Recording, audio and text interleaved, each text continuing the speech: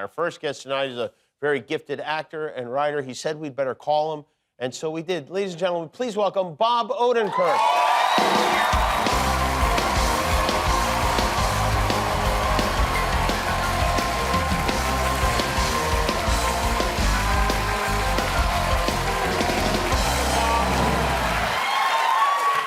It's very good to see you. Thank you for coming. Oh, yeah. I know you, Richard Lewis passed away today. Yeah, great stand-up comic, Richard Lewis. Yeah, one of the best. Yeah.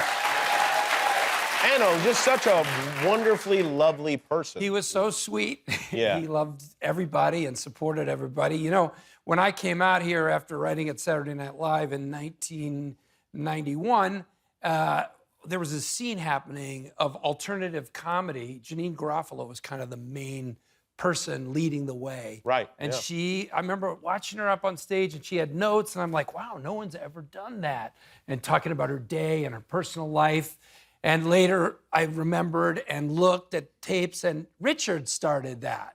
Richard Lewis. That's so right. We always have him to thank for that very personal comedy that he blazed the trail of, I think. Yeah, And he was so great. That's right, he would have the notes, yeah. Yeah. I remember, I actually was just texting with him just the other day. It's very strange. Yeah, me too. He was in touch with everybody, and it's very sad, and what a great guy. Yeah, a really great guy. Yeah. You, I saw you at the Emmys. Yeah. You seemed, here's how I would describe your demeanor at the Emmys. It was like, it was like a dad moment, almost like where You want me to act it out for you? Yeah. Would you mind? Yeah. Okay. Jeff, can I get in? Can I fit in here? See, and then you went.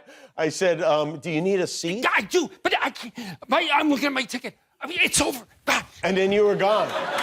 That's pretty much exactly what happened. I was late. Okay. What was happening? I was late. I was late on purpose. I said, I'll show them. I'll get there late, and I'll miss all that hoo-ha that takes forever. Right? You mean the monologue the comedian works so hard on? Sit in my seat, and it'll be great. But as it turns out, traffic in L.A., I forget every night. I forget. Yeah. And then every morning I remember. I'm reminded. And we were late to be late. Yeah. And not late enough. The show was still going on. But yeah, I was super late. And then the category for my co-star Ray Seahorn was being announced at that moment. Oh, and that's why you were so. I love Ray so much, and I couldn't miss that. But oh boy. Yeah. You're okay though. Everything's all right? I think so. Yeah. Okay. Good. You know. But you were so nice to try to fit me in. You seemed in distress. Yeah. I was very distressed. I would have let you sit on my lap if you needed to. Yeah. You know, it's easy to forget, I think, that Saul was not in the first season of Breaking Bad. No. The character of Saul showed up later in the second season. And became one of the main... In fact, you were at the SAG Awards this week, and you had a reunion with your cast. Oh, I miss every one of them.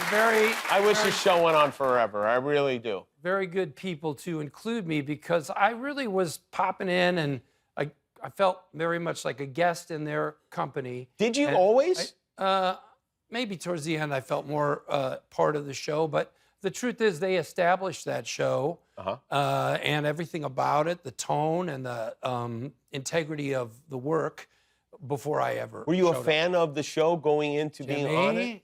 I'd never seen the show. Did they know Everyone knows this. I never saw the show, and I got hired to do it. I was like, this will be cool. And on the plane, I popped in a DVD that they sent me, and I watched like 10 minutes. And I knew it was a drama. I'm not stupid. But I was like, okay, good. And then I had little kids at home at the time. And every time, we would go to put the show on, the kids are up and around you couldn't play it because what if they walked in the room? In fact, the first time we really sat down, my wife Naomi and I, to watch it, within 10 minutes, a kid popped in the room. And I had to stop it. But eventually I watched the show. You did, yes. But I did have a faux pas in the makeup trailer one time. Brian was talking about a scene he was doing, and I'm like, Well, yeah, but like your character and Gus are friends, right?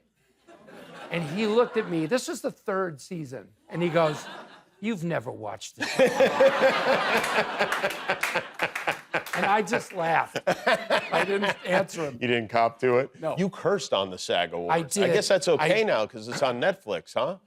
Well, is it okay? I think I should apologize. Could I use your moment here? Absolutely, if you Can I want. get some sad music and a special light, an apology light? Do we have an apology? Oh, yeah, that is our apology You've light. had it for years. You've never used it. Yeah.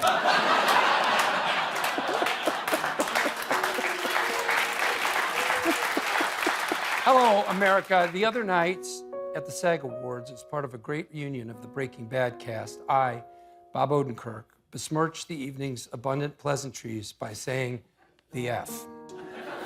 I implore your ears to forget what they heard my mouth say. And I only hope that no other person ever again utters that word, ever. Don't go down the dark road I've gone down. Finally, I hope that this apology, spoken live on television, gives me complete immunity from any and all crimes from here forward. And I thank the Supreme Court. You guys are awesome. It's impossible to do the work of being a celebrity without total immunity. You understand. It's so true. Thank you for saying that. I can't do anything. You have to be able to break the law to do your job. By the way, I want to ask you about this. I don't know if you are aware that you're in this shot, but this is from the Macy's Thanksgiving Day Parade, and there's you behind Savannah Guthrie. Okay, so what you don't see is I'm with my family, and I always wanted to see it live, and I asked, and they got me set in that beautiful, perfect place to watch everything. Good seats. And right behind me, Savannah's blocking the greatest host ever for the event. What? And I got to hear his monologue through the whole thing. It was Flavor Flav from Public Enemy. And I'm telling you, he loved the parade so much. Every single float. Damn, boy! He was so happy. He should host the parade. That's a great idea. Boy, that is you. a great, maybe like a Manning cast type situation. Maybe you and Flavor could. Yeah, I would love it. Yes, do the alternate broadcast of the thing. Oh, it's about time you guys teamed up. It was really fun. You did the show Finding Your Roots. I was on that show. That was a lot of fun. Did you enjoy being on that? It was amazing. I loved it. Did you so learn much. any Yes, revelations? absolutely. They made a big stink about it. I'm related to King Charles. I'm his 11th cousin. Is that true? Yes. You're his 11th cousin. Yes. That's not that far away, is it? It is not that far away. And how is it that no one mentioned it in my family? It's not that far back. It's like 6 generations back is a direct relation to the Duke of Plune. And he had 4 children with a mistress. He wrote down her name and said, "I love her and I would like to marry her if my wife passes away." But he announced, and she lived in the castle, and then he died first. Wow. But how is it that they never told us? You're a Plune. I'm a Plune. Yeah. That's crazy that they would leave that out. Because in our family, they made up royalty, and then it turned out to be not true. Is that so? Yeah. It was like, yes, you were part of There were 2 other. That was never even a rumor in my family, so it was a big surprise. But we did find out that we are related to General Sheridan of the Union Army, which I'm very proud of. Okay. All right. And then the other question I had for them was, there was a rumor that my great-grandfather was very wealthy and a summer home and a whole staff there. And my aunts and uncles went there when they were a kid, and they talked about it. And I said, "Can you find out what happened there?" And then they were like, "We didn't find any money there." He worked in a factory. He was the head of the floor of the factory. And I thought, well, it was Chicago. So skimming Yeah, you could have been was some. maybe a way to be very wealthy. Yeah, right. Oh, wow, yeah. I don't know how that. You got a duke and a mobster in there. Yeah. King Bob of Plune. What did you find out? I found out that nothing that my family had said was true. There's nothing at all. I mean, I did find out that our family was a group of anarchists in Italy who built a staircase so large at their home it blocked the town's pizza oven. And everyone hated them. Interesting stuff. Bob Odenkirk is here. We'll be right back. It's Bob Odenkirk, who's a very busy man. What are you working on right now, Bob? Nothing really. I'm just kicking back, just reading books and writing. I'm writing a couple movies and just... Oh, okay. Because typically this is a spot where we show a clip of whatever it is that you're working on. Oh, I have a clip for it. You have... I have a trailer. Would you like to see it? Well, yeah, I mean, sure, if you have it. Let's show that. Well, let's take a look at Bob's clip. From Slapdash Films comes the story of one actor in between jobs who gets the call that every actor dreams of. Bob Odenkirk, I'm between jobs. The Jimmy Kimmel Show. Wednesday night, that's... Oh, yeah, I've got a huge movie coming out. Great. From the people who brought you Not Busy. Don't you get it? I have to come up with an entire movie, write it, shoot it, cut a trailer for it, and come up with a charming anecdote by tomorrow's show. Yeah, cool, Dad. I just gotta use the car. You'll do great. And so it begins. From the producers of Career Lull and Career Lull 2, Let's Do a Sequel, comes a race against the clock.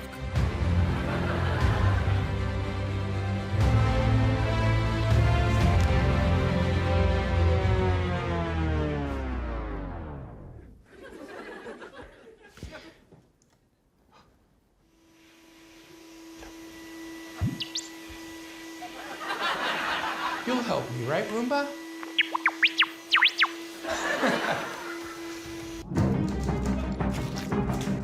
A film about a desperate actor who's got nothing but a dream. Aim low. Let's aim low. A typewriter. Bourbon. Some Parmesan cheese. I have nothing. Nothing.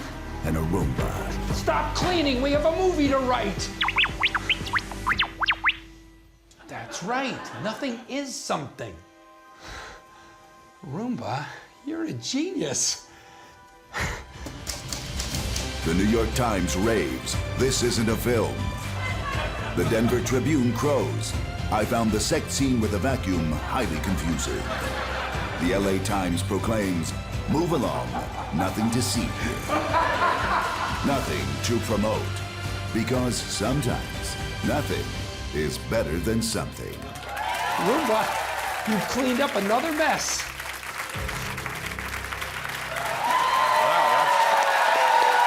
I love it. I appreciate it. You asked for a clip. There's a clip. You do actually have something to promote, and this is pretty.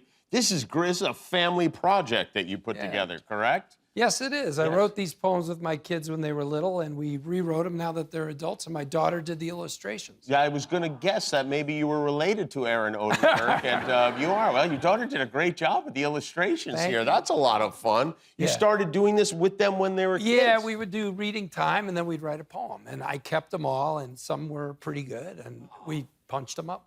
Wow, it makes me feel so insufficient as a parent when I hear things like that. I just got lucky.